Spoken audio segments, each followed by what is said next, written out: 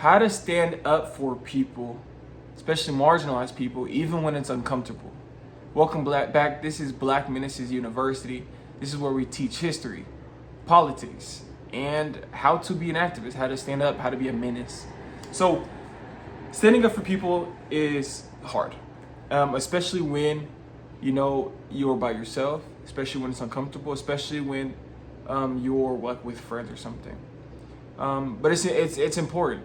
There's a lot of studies that have shown that when one marginalized person has another person in their corner, the likelihood of death by suicide and likelihood of depression, etc., all decrease.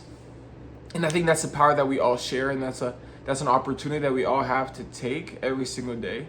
And I think it's most important to be standing up for people in the moments where it's like you're with a group of your friends and your friends say something that is, bigoted towards queer people or bigoted towards black people or bigoted towards filling the group of people, right?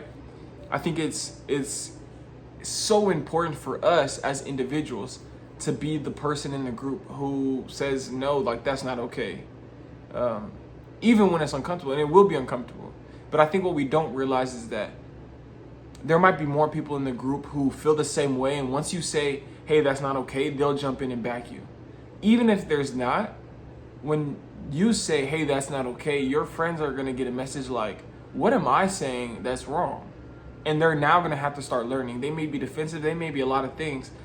But I think it's so important that if we are like really standing on business and really supporting what needs supporting and not allowing bigoted voices to carry the most weight, I think we have a lot of power to an opportunity to stop things in their tracks. Hate crimes are happening at rampant pace, especially towards like trans individuals or queer people. Domestic violence is always, a real thing and a consistent problem in the United States, in the world, I mean. So many things are happening. So much racism towards black people. Like, the list goes on. And I think, imagine if you could stop something in the future from happening. Imagine if you could stop somebody from having the pain of a hate crime or racism or sexism or something, or domestic violence. That would be cool. That'd be amazing to be able to stop something before it happened. But the reality is that we do have that power. We do have the power to stop something before it happens, but it's our job to stand up when it counts, because if we do stand up, maybe we can prevent something in the future from happening. There's been a lot of instances where I had to stand up in a moment when it was uncomfortable, and it started, turning the wheels for some people so that they stopped acting the way that they did beforehand. You see, part of growing, especially for people that hold a lot of bigoted views, is that they need to hear a person from their own community talk about the issue in a different way.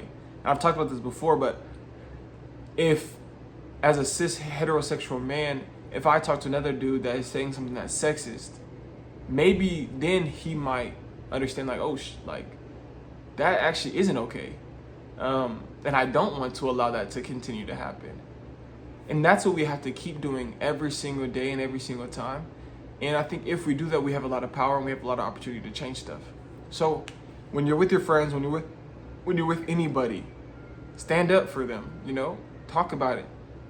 And you might just save some lives.